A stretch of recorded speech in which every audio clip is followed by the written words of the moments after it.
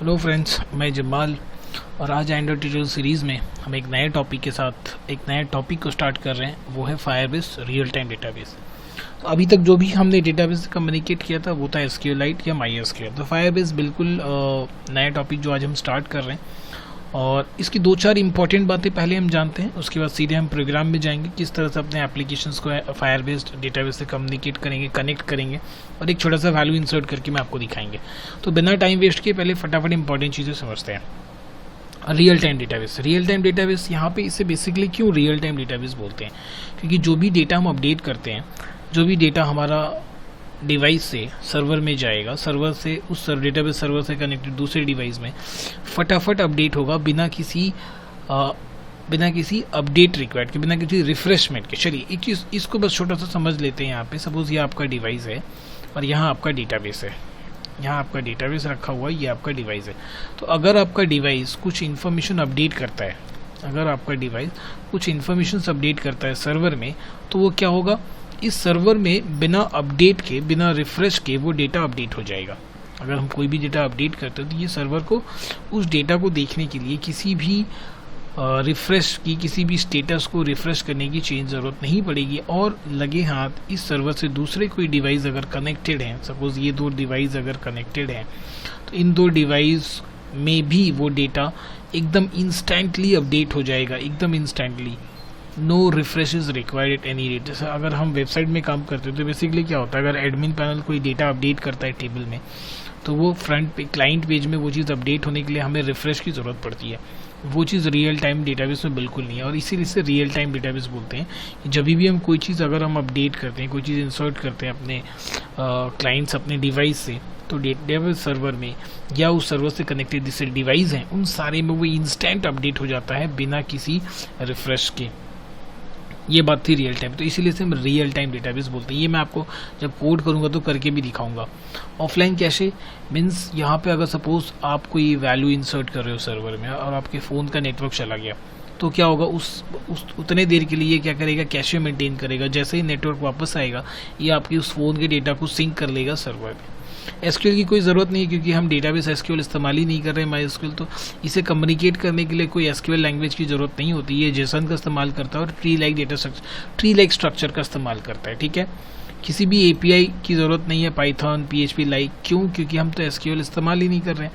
तो पहले केसेस में क्या होता था, अगर हम जो जनरल ट्रेडिशनल वे इस्तेमाल कर रहे थे अभी तक, उस केस में क्या होता है कि हमारा ये जो डिवाइस है वो डिवाइस पहले कम्युनिकेट करता है किसी भी एक API, server side return API से। अदरवाइज वो PHP में लिखा हो या वो पाइथन में लिखा हो, वो डेटा हमारा पाइथन में जाता था या PHP में जाएगा, उसके बाद से वो डेटा हमारा MySQL में पहुंचता है।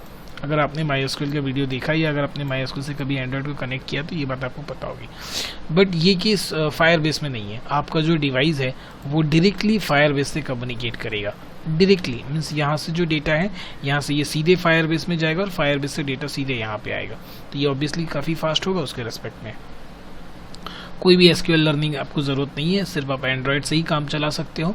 एंड्रॉयड सीख के ही अपना डेटा कम्युनिकेट करवा सकते हो, स्टोर करवा सकते हो फायरबेस में और उसका डेटा अपने एप्लीकेशंस में आप दिखा सकते हो। Obviously you need to know JSON।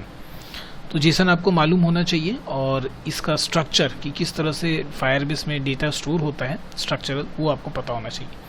किसी भी होस्ट की ज़रूरत नहीं है क्योंकि डेटाबेस, अगर आप किसी डेटाबेस में कम्युनिकेट कर रहे हो MySQL उस टाइप का, तो आपको क्या करना पड़ता है, सर्वर खरीदना पड़ता है जहाँ पे वो डेटाबेस होगा। अदरवाइज आपको लोकल होस्ट में कम्युनिकेट करना पड़ता है। बट यहाँ पे ऐसा नहीं है। यहाँ पे फायरबेस आपको इनिशियली बिल्कुल फ्री में देता है सब कुछ। जैसे जैसे आपका डेटा का यूजेस बढ़ेगा उस हिसाब से फिर आपको फायरबेस चार्ज करता है। तो ये उसके रिस्पेक्ट में काफ़ी बेटर ऑप्शंस हैं। जो ट्रेडिशनल वे हैं उनके रिस्पेक्ट में ये काफ़ी बेटर ऑप्शन है। तो चलिए बिना टाइम वेस्ट किए हम देखते हैं कि अपने एंड्रॉयड एप्लीकेशंस को हम किस तरह कनेक्ट करते हैं फायरबेस से और एक छोटा सा डेटा किस तरह से इंसर्ट करके दिखाते हैं आपको। सबसे पहले तो आपको ये console.firebase.google.com ये लॉगिन कर लेना है। लॉगिन करके ये पेज ओपन कर लेना है। ये आपका लॉग्ड इन रहना चाहिए आपके अकाउंट से। तो आप यहाँ से भी प्रोजेक्ट क्रिएट कर सकते हो, अदरवाइज यहाँ आपको आने की ज़रूरत अभी नहीं है। आप सीधे अपने एंड्रॉयड में जाओ, टूल्स में जाओ, फायरबेस में जाओ। फायरबेस में जाने के बाद देखिए इतना सारा एप्लीकेशंस हैं। अभी फ़िलहाल हमें रियल टाइम डेटाबेस इस्तेमाल करना है। सेव एंड रिट्रीव में जाना है। इसे हम हाइड कर देते हैं। कनेक्ट टू फायरबेस में जाना है। ध्यान रहे कि आप लॉग्ड इन रहने चाहिए। अगर आप लॉगिन नहीं हो तो पहले ही आपको लॉगिन करवाएगा। देखिए मैं जिस अकाउंट से लॉगिन हूँ उसका इन्फॉर्मेशन ये फेच कर लिया।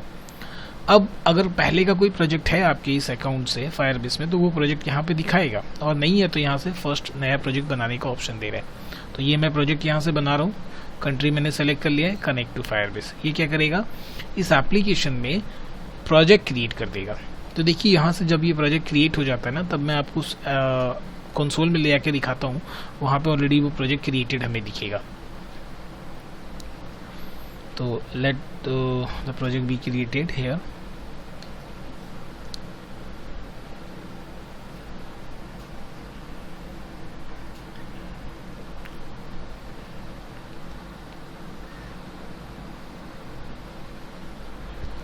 चलिए ये हो गया फायरबेस कनेक्टेड दिख रहा है ना, ये connect your app, connect your app to the Firebase.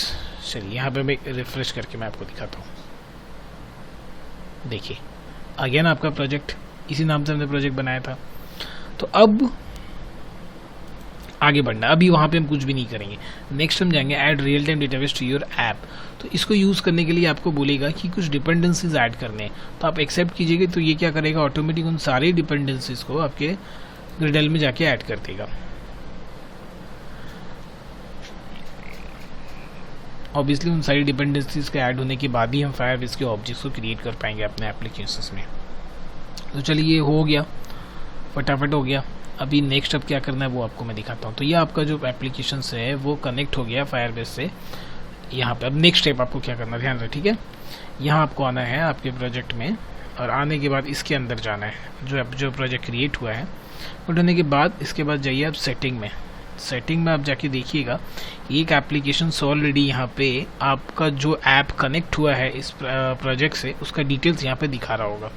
com.example.demo Firebase, देखिए यहाँ देखिए com.example.demo फायरबेस। उससे पहले भी यहाँ पे आते हैं और यहाँ जो कुछ जो चीज़ें हैं उसे एक्सेप्ट कर लेते हैं। ओके फिनिश, फिर से वापस प्रोजेक्ट सेटिंग में आते हैं, और ये जो एप्लीकेशन हमारा कनेक्ट हुआ है इसके लिए एक जेसन फाइल है जो यहाँ से डाउनलोड करके आपको अपने एप्लीकेशन में रख देना है। बस इतना सही काम आपको एक्सटर्नली करना है। तो ये जेसन फाइल हम यहाँ से डाउनलोड करते हैं। ये जेसन फाइल डाउनलोड हुआ, और डाउनलोड होने के बाद शो इन फोल्डर, इसे मैं यहाँ से कट करता हूँ। कट करने के बाद आपको अपने प्रोजेक्ट में जाना है। यहाँ से आप प्रोजेक्ट सेलेक्ट कर लीजिए, उसके बाद ऐप में जाइए, सोर्स में जाइए। सोर्स में जाने के बाद 10 ग्रिडल पे राइट क्लिक कीजिए और इसे पेस्ट कर दीजिए, सेम नाम, ओके। बस ये हो गया। अब आपका जो प्रोजेक्ट है वो बिल्कुल कॉन्फ़िगर्ड हो गया। अब कुछ भी नहीं करना, आपका ये जो प्रोजेक्ट है, ये एप्लीकेशंस है, ये कनेक्ट हो गया इस फायरबेस से। देखिए आपका एप्लीकेशन का डिटेल भी यहाँ आपको दिख रहा है, ठीक है। तो अब चले आते हैं, और यहाँ पे मुझे क्या करना है, डेटाबेस बनाना है, ठीक है ना। यहाँ हम जाएंगे डेटाबेस बनाएंगे। तो एक बार मैं अपने इस एप्लीकेशंस को रन करके दिखा देता हूँ ताकि कोई एरर ना हो। ये हमें समझ में आएगी सब कुछ प्रॉपर तरीके से कनेक्ट हो चुका है, कॉन्फ़िगर्ड हो चुका है। यहाँ भी आपको ये दिखाएगा ऑलरेडी कनेक्शन के पास, देखिए connected and dependency setup correctly, मतलब कहीं भी कोई परेशानी नहीं है। और वो जेसन फाइल अगर आप डाउनलोड करके नहीं ऐड कीजिएगा तो आपको एरर दिखाता रहेगा। तो वहाँ से हमने क्या किया, जो एप्लीकेशंस में गए वहाँ पे आपको ये एप्लीकेशन दिखा रहा है कि हाँ भाई ये एप्लीकेशन ऑलरेडी हो चुका है, कनेक्ट हो चुका है इस प्रोजेक्ट से। तो ये जेसन फाइल मैंने यहाँ से निकाल के अपने प्रोजेक्ट में हमने ऐड कर दिया, ऐड करके आपको दिखा भी दिया। अभी देखिए ये चीज़ ऑलरेडी कॉन्फ़िगर्ड हो गया। अब सिंपली बस इस प्रोजेक्ट को रन करके हम देख लें कि क्या कोई प्रॉब्लम आ रहा है इंस्टॉल होने में या रन में। तो देखिए कोई प्रॉब्लम नहीं है, एक्टिविटी भी लॉन्च हो गया, कोई परेशानी नहीं है, ठीक है। तो सिंपल अभी हेलो वर्ल्ड का है। तो अब हमारा नेक्स्ट काम क्या है, हमारा नेक्स्ट काम है यहाँ पे अपने ये जो प्रोजेक्ट है इसके डेटाबेस में आते हैं। डेटाबेस में आने के बाद एक छोटा सा रियल टाइम डेटाबेस बनाते हैं। उस डेटाबेस के स्ट्रक्चर को समझेंगे, उसके बाद हम अपने एप्लीकेशन से एक वैल्यू यहाँ इंसर्ट करेंगे। तो रियल टाइम डेटाबेस में गए, क्रिएट डेटाबेस। अभी फ़िलहाल टेस्ट मोड में ओपन करना है, लॉक मोड में ओपन नहीं करेंगे। तो टेस्ट मोड में ओपन करते हैं, इनेबल में जाते हैं।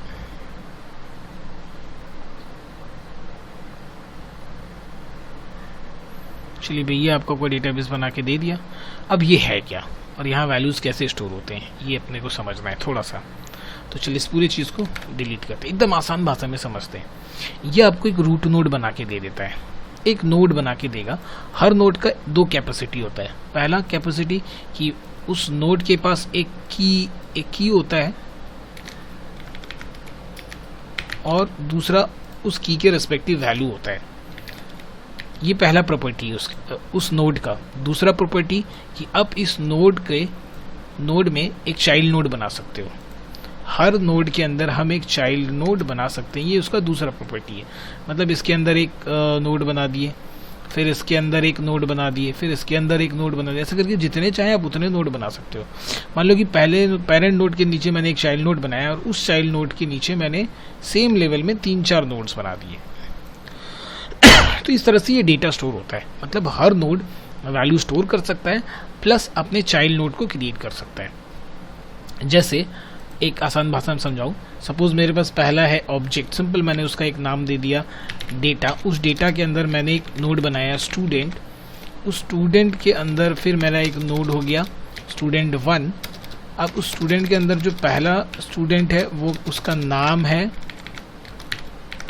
है अमित। तो ये नाम जो है ये यहाँ से यहाँ तक एक नोड हो गया जिसका जो की है वो नेम है और वैल्यू है अमित। ठीक है ना। अब इसी लेवल में मैं दोबारा एक और नोड बना रहा हूँ एज, जो उस नोड का की हो गया, वैल्यू हो गया उसका 14। तो अभी यहाँ पे मैं इसको बॉक्स बना दूँ अगर, तो आपको बहुत अच्छे से समझ में आ जाएगा ये चीज़। देखिए ये हो गया पहला नोड, इसके अंदर हो गया दूसरा नोड, इसके अंदर हो गया तीसरा नोड, इसके अंदर हो गया क्या एक नोड, और फिर उसके अंदर एक नोड। तो देखिए बिल्कुल इसी टाइप का स्ट्रक्चर शुरुआत होती है। आपको ये जो पहला शुरू में दिया है तो इसके अंदर कुछ भी नहीं है। तो हर नोड का दोनों कैपेसिटी, पहला तो वो खुद भी वैल्यू स्टोर कर सकता है और दूसरा चाइल्ड नोड भी बना सकता है। इसलिए यहाँ पे आपको खाली देखिए वैल्यू, अगर मैं यहाँ वैल्यू हटा के यहाँ लिख दूँ मैं MD जमात, तो देखिए ये किस तरह से बिहेव किया। खुद एक नोड बन गया जिसका की वैल्यू ये है और की ये है और उसका वैल्यू ये है। हम चाहें तो इसके अंदर ये वैल्यू नहीं रख के इसके अंदर चाइल्ड नोड भी हम बना सकते हैं। तो कैसे बनाना भाई चाइल्ड नोड, वो देखते हैं। इससे पहले पूरा एम्प्टी कर देते हैं हम। अब इसके अंदर हमें चाइल्ड नोड बनाना, तो यहाँ आते हैं। सपोज चाइल्ड नोड मैं दे दिया नेम, और नेम हो गया की और ये हो गया की का वैल्यू अमित। तो देखिए इसके अंदर एक चाइल्ड नोड बना नेम और उसका वैल्यू हो गया अमित। तो इसके अंदर एक प्रॉपर्टी था, ये खुद का वैल्यू नहीं लिया, इसने चाइल्ड नोड बना दिया, उसके अंदर की और उसका वैल्यू। इस तरह से हम फिर एक और एंट्री कर सकते हैं। नेम हो गया एज हम दे दिए 14। तो देखिए क्या चला गया एज 14। तो इस तरह से आप चाइल्ड नोड बना सकते हैं और उसका वैल्यू रख सकते हैं। तो यहाँ देखिए इस डायग्राम को समझिए, यही सब कुछ है। क्योंकि यहाँ कोई SQL नहीं है, यहाँ कोई टेबल नहीं है, तो कोई क्वेरी चलाने की ज़रूरत नहीं पड़ेगी। जो हमें करना है यहीं से समझ के करना है। तो फिलहाल जो हम पहला काम करेंगे, अभी हम बिल्कुल डीप में नहीं जा रहे हैं। अभी जो हम पहला काम करेंगे कि मेरे पास इतना नोड तो है नहीं, मेरे को वो सिंपल पहला नोड बना के दिया है, ये वाला नोड बना के दिया है। तो हम इसके वैल्यू का इस्तेमाल करेंगे, इसे की तरह, और इसका वैल्यू में यूज़र से वैल्यू लेके डाल के आपको दिखाएंगे। कोई चाइल्ड नोड अभी हम नहीं क्रिएट करते हैं, ठीक है ना। तो कैसे होगा भाई, अगर इसके अंदर मैं वैल्यू स्टोर करना चाहता हूँ, इसके अंदर यहाँ पे मैं वैल्यू यूज़र से देना चाहता हूँ, तो कैसे होगा। तो चलिए ये हो गया। इसका सबसे पहले छोटा सा डिज़ाइन करते हैं जहाँ पे यूज़र से वैल्यू ले सकें। तो टाइम बचाने के लिए एक छोटा सा XML हम यहाँ पे कॉपी पेस्ट करते हैं। चलिए अब डिज़ाइन में जाके देखते हैं। तो देखिए क्या हुआ, एक छोटा सा एंटर योर नेम डेटाबेस है। तो डेटाबेस में यहाँ पे ऑन क्लिक मेथड दिया हुआ प्रोसेस, तो यहाँ पे जाते हैं और प्रोसेस में जाने के बाद यहाँ हम एक मेथड क्रिएट कर लेते हैं। तो ऑटोमेटिक ये जावा फाइल में चला जाएगा और एक मेथड क्रिएट हो जाएगा यहाँ पे। वहाँ पे मैंने एक एडिट टेक्स्ट ले रखा है, तो उसकी कास्टिंग कर लेते हैं T1। यहाँ पे आते हैं। सो T1 इक्वल टू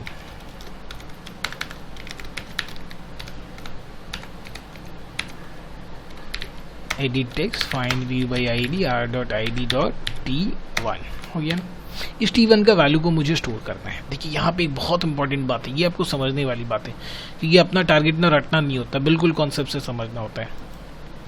सबसे पहले हम ऑब्जेक्ट बनाएंगे फायरबेस का, फायरबेस डेटाबेस का। तो फायरबेस डेटाबेस DB और फिर Firebase database dot gate instance. ये लाइन क्या करता है, अब मैं ऑफिस पेंट में आता हूँ।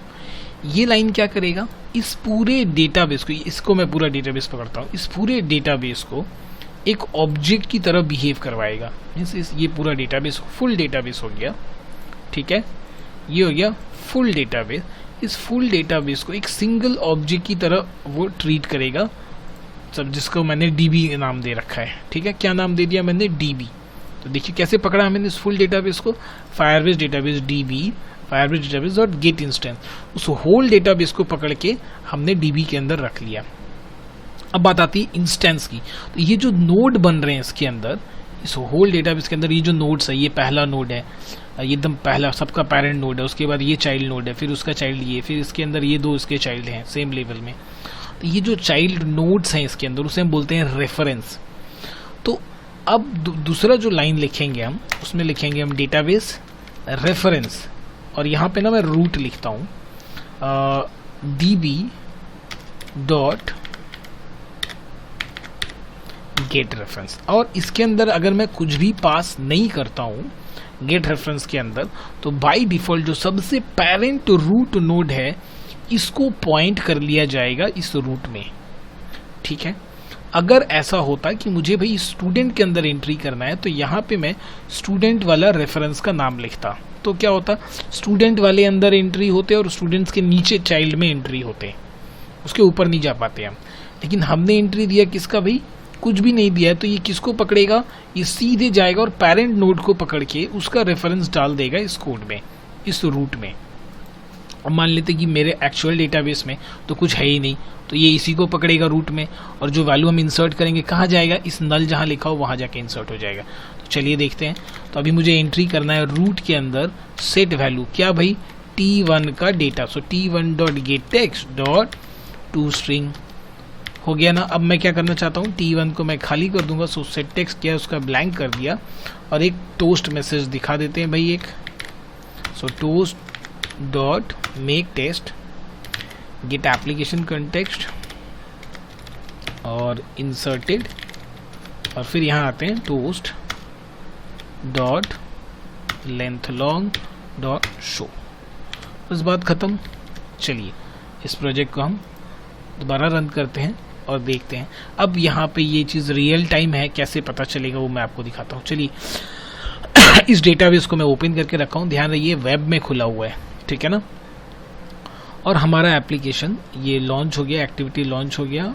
तो यहाँ आ जाते हैं, अपने एप्लीकेशन को ओपन कर लेते हैं। यहाँ से जब मैं इंसर्ट करूँगा तो वो डेटा यहाँ आके इंसर्ट हो जाएगा, और वो अपडेट हमें दिखेगा बिना इस पेज को रिफ्रेश किए। चलिए देखते हैं। मैं एंट्री करता हूँ MD जमाल और ऐड टू डेटाबेस इंसर्टेड। यहाँ देखिए कोई रिफ्रेश नहीं किया मैंने, इस चीज़ को ध्यान दीजिएगा। यहाँ पे मैं अगर चेंज कर देता हूँ, अब मैं लिखता हूँ किरण, तो ऊपर देखिएगा कोई रिफ्रेशमेंट नहीं होगा, यहाँ डेटा अपडेट हो जाएगा। ऐड टू DB क्या हो गया, किरण हो गया। क्या मैंने रिफ्रेश किया, नहीं किया। इसी चीज़ को बोलते हैं रियल टाइम डेटाबेस। देखिए प्रैक्टिकली अगर चीज़ को आप समझिएगा तो आप कभी नहीं भूलिएगा।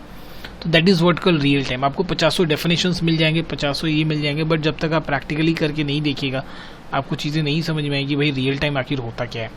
तो होप कि ये रियल टाइम वाला फंडा क्लियर हुआ हो, और ये डेटा ये जो स्ट्रक्चर है इसका वो बहुत ज़्यादा इंपॉर्टेंट है समझने के लिए। तो स्ट्रक्चर क्लियर होना ज़रूरी है। खैर अभी आगे आने वाले वीडियो में मैं डीप में काम करूँगा, मल्टीपल चाइल्ड बनाएंगे, उसके अंदर एंट्री करेंगे।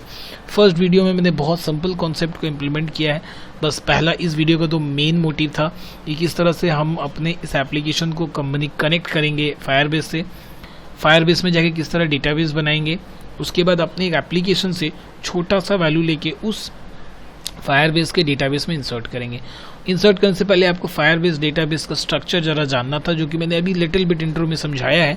और कोई चाइल्ड नोड नहीं बनाया मैंने, एक जो पेरेंट नोड हमें बाय डिफ़ॉल्ट मिलता है उस पेरेंट नोड के अंदर वैल्यू मैंने इंसर्ट किया, और उस पेरेंट नोड को या फिर उस नोड को अपने कोड के अंदर कैसे एक्सेस करना होता है वो मैंने बताया कि भाई फायरबेस डेटाबेस क्या करता है, उस पूरे होल डेटाबेस को एज अ डेटा, उस पूरे होल डेटाबेस को एक ऑब्जेक्ट की तरह बिहेव करता है। तो उसको मैंने इस लाइन में एक्सेस कर लिया। उसके बाद एग्जैक्ट किस नोड को एक्सेस करना है वो इस गेट रेफरेंस, जिसे रेफरेंस बोलते हैं एक्चुअली। ये जो जितना नोड में जिसे बोल रहा हूँ ना, आप उसे रेफरेंस भी बोल सकते हो। तो उस रेफरेंस को मैंने पकड़ा, और अगर कोई भी पैरामीटर नहीं दिया तो किसने उसको उसने किसको पकड़ा, रूट नोड को पकड़ा, इसलिए मैंने यहाँ रूट नाम दे रखा है। उसके अंदर क्या किया, सेट वैल्यू किया और ये वैल्यू इंसर्ट कर दिया। तो नेक्स्ट वीडियो में हम देखेंगे किस तरह से मल्टीपल चाइल्ड बनाते हैं, उन सारे चाइल्ड में किस तरह से वैल्यू हम यूज़र से लेके इंसर्ट करेंगे। तो होप कि वीडियो आपको अच्छा लगा हो, और वीडियो में अगर कोई कन्फ्यूजन होगा तो आप कमेंट में लिख के ज़रूर बताइए कि क्या चीज़ आपको नहीं समझ में आई। और अगर वीडियो अच्छा लगा होगा तो प्लीज़ चैनल को ज़रूर सब्सक्राइब कीजिएगा और अपने दोस्तों के साथ शेयर कीजिएगा। वीडियो देखने के लिए थैंक यू सो मच।